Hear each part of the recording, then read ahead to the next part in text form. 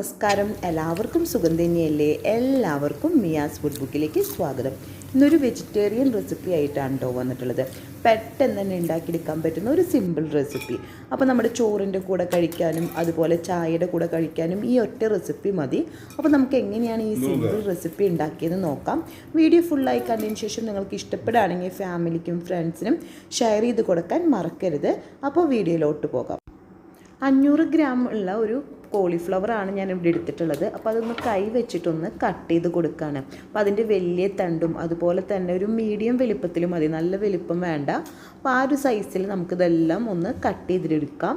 അപ്പോൾ ഇതൊരു ബൗളിലേക്ക് മാറ്റി കൊടുത്തിട്ടുണ്ട്. ഇതിലേക്ക് കുറച്ച് ഉപ്പും പൊടിയും അതുപോലെ തന്നെ കുറച്ച് മഞ്ഞൾപ്പൊടി ഇട്ടിട്ട് ഇത് മുങ്ങിക്കിടക്കാവുന്നതിന് ആവശ്യമായിട്ടുള്ള വെള്ളം ഒഴിച്ചിട്ട് നമുക്കിതൊരു 10 to 15 മിനിറ്റ് ഒന്ന് റെസ്റ്റ് ചെയ്യാൻ വേണ്ടി വയ്ക്കാം. അപ്പോൾ ഇതിലത്തെ വിഷാംശം പോകാൻ വേണ്ടിയിട്ടാണ് കേട്ടോ ഇതുപോലെ ചെയ്യുന്നത്. ഇപ്പോൾ ഒരു 15 മിനിറ്റ് ആയിട്ടുണ്ട്. അപ്പോൾ അത് ഞാൻ സ്റ്റെയിൻ ചെയ്ത് മാറ്റിയിട്ടുണ്ട്. ഇതിലേക്ക് ഒരു 1/4 ടീസ്പൂൺ ഉപ്പും പൊടിയും 1 ടീസ്പൂൺ മുളകും പൊടിയും അതുപോലെ തന്നെ ഒരു 1/4 ടീസ്പൂൺ മഞ്ഞൾപ്പൊടിയാണ് ഇട്ടിട്ടുള്ളത്. അപ്പോൾ മുളകെന്ന് വെച്ചിട്ടുണ്ടെങ്കിൽ കുറച്ച് എരിവുള്ള മുളകാണ് ചേർത്തിട്ടുള്ളത്. അപ്പോൾ നിങ്ങളുടെ കയ്യിൽ കാശ്മീരി ചില്ലി ഉണ്ടെന്നുണ്ടെങ്കിൽ ഒരു 2 ടീസ്പൂൺ ചേർത്ത് കൊടുക്കുകയാണെങ്കിൽ ഒരു നല്ലൊരു കളറും കൂടിയും കിട്ടും. ഒരു 15 മിനിറ്റ് റെസ്റ്റ് ചെയ്തതിന് ശേഷം ഇതിലേക്ക് 3 ടേബിൾ സ്പൂൺ കടലമാവാണ് ചേർത്ത് കൊടുക്കുന്നത്. അതേപോലെ തന്നെ 2 ടീസ്പൂൺ അരിപ്പൊടിയും കൂടിയും ചേർത്ത് കൊടുക്കുന്നുണ്ട്. അപ്പോൾ ഒരു നല്ല ക്രിസ്പിനെസ് കിട്ടാനാണ് കേട്ടോ ഇതുപോലെ ഈ അരിപ്പൊടിയും കൂടിയും ചേർത്ത് കൊടുക്കുന്നത്. അപ്പോൾ തരിയില്ലാത്ത അരിപ്പൊടിയാണ് ഞാൻ ചേർത്ത് കൊടുത്തിട്ടുള്ളത്. അതേപോലെ തന്നെ ഇതിലേക്ക് 1 ടീസ്പൂൺ കോൺഫ്ലോറും കൂടിയും ചേർത്ത് കൊടുക്കുകയാണ്. ഇതെല്ലാം കൂടി ചേർത്ത് കൊടുത്തതിന് ശേഷം ഒന്ന് മിക്സ് ചെയ്തെടുക്കണം. അതുപോലെ തന്നെ ഇതിലേക്ക് ഒരു നുള്ള് ഫുഡ് കളർ ചേർത്തിട്ടുണ്ട്. അപ്പോൾ അത് ഞാൻ വീഡിയോയിൽ കാണിച്ചിട്ടില്ല. അപ്പോൾ താല്പര്യമുള്ളവർ മാത്രം ചേർത്താൽ മതി. ഇത് വെച്ചിട്ടുണ്ടെങ്കിൽ വീഡിയോ എടുക്കുന്ന കാരണം മാത്രമാണ് ചേർത്തത് കേട്ടോ. അപ്പോൾ കാശ്മീരി ചില്ലി ഉണ്ടെന്നുണ്ടെങ്കിൽ തന്നെ നല്ലൊരു കളർ കിട്ടും. അപ്പോൾ അത് മിക്സ് ചെയ്ത് കൊടുത്തതിന് ശേഷം ഇതിലേക്കൊരു 1/4 കപ്പ് വെള്ളമാണ് എടുത്തിട്ടുള്ളത്. അപ്പോൾ അതിൽ നിന്ന് കുറച്ച് വെള്ളം ഒഴിച്ചിട്ട് നമുക്കിതൊന്ന് മിക്സ് ചെയ്ത് കൊടുക്കാം. അപ്പോഴാണ് പൊടിയൊക്കെ ഒന്ന് കറക്റ്റായിട്ടൊന്ന് മിക്സായി കിട്ടുള്ളൂ. അപ്പോൾ ഒരു 1/4 കപ്പിൽ ഞാനൊരു 1/4 ഭാഗം ഇതിൽ ചേർത്തിട്ടില്ല. അപ്പോൾ ഒരു 1/4 ഭാഗം മാത്രമാണ് ഇതിൽ ചേർത്ത് കൊടുത്തിട്ടുള്ളത്. ഇതിലേക്ക് 1 ടേബിൾ സ്പൂൺ വെജിറ്റബിൾ ഓയിൽ ഞാൻ ചേർത്ത് കൊടുക്കുന്നുണ്ട്. അതേപോലെ തന്നെ 1 ടേബിൾ സ്പൂൺ സോയാ സോസും ഒരു പിടി കറി ലീവ്സും അതുപോലെ തന്നെ 1 ടേബിൾ സ്പൂൺ ടൊമാറ്റോ കെച്ചപ്പും ചേർത്ത് കൊടുക്കുന്നുണ്ട്.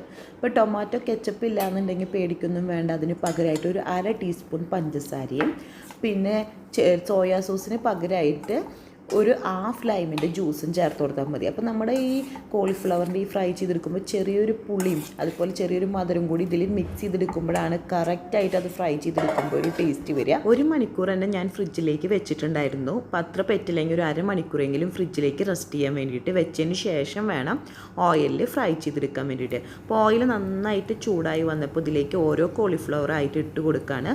മുങ്ങി വറക്കാവുന്നതിന് ആവശ്യമായിട്ടുള്ള ഓയിൽ തന്നെ ചേർത്ത് കൊടുക്കാൻ മറക്കരുത്. അതിനുശേഷം വേണം നമ്മൾ ഒരു മീഡിയം ടു ലോ ഫ്ലെയിമിൻ്റെ ഇടയിൽ വെച്ചിട്ട് വേണം ഇത് കുക്ക് ചെയ്തെടുക്കാൻ വേണ്ടിയിട്ട്. ഇട്ട വശം ഇളക്കി കൊടുക്കരുത്. ഒന്ന് മറ്റേ സൈഡ് ഒന്ന് ക്രിസ്പി ആയി വന്നതിന് ശേഷം വേണം നമ്മളൊന്ന് മറിച്ചിട്ട് കൊടുക്കാൻ. അപ്പോൾ ഒട്ടി പിടിക്കില്ല, ആ കോട്ടിംഗ് ഒന്നും പോവാണ്ട് കറക്റ്റായിട്ട് തന്നെ നമുക്ക് കിട്ടും. അപ്പോൾ ലോ ടു മീഡിയം ഫ്ലെയിമിൻ്റെ ഇടയിൽ വെച്ച കാരണം തന്നെ കുറച്ച് ടൈം എടുത്തിട്ട് വേണം കുക്കായി വരാൻ. അപ്പോഴാണ് ഉള്ളൊക്കെ നന്നായിട്ട് കറക്റ്റായിട്ട് കുക്കായി പുറത്ത് നല്ല കോട്ടിങ് വന്ന് നല്ല ക്രിസ്പി ആയിട്ട് വരുള്ളൂ.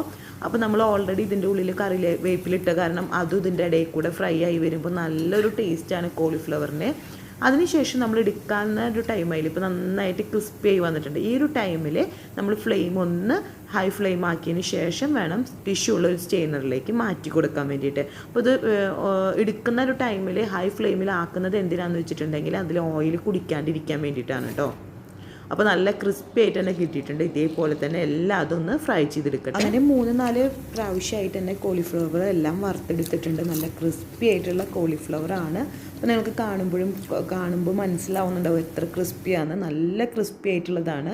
അപ്പോൾ നിങ്ങളെല്ലാവരും ട്രൈ ചെയ്ത് നോക്കണം. ചോറിൻ്റെ കൂടെയും അതുപോലെ തന്നെ ചായയുടെ കൂടെയും ഒക്കെ കഴിക്കാൻ പറ്റുന്ന ഒരു നല്ലൊരു കോമ്പിനേഷനാണ്. അപ്പോൾ എല്ലാവർക്കും വീഡിയോ ഇഷ്ടമായി എന്ന് വിചാരിക്കുന്നു. അടുത്ത ദിവസം പുതിയ വെറൈറ്റി റെസിപ്പി ആയിട്ട് വീണ്ടും വരാം. Thanks for watching. Bye.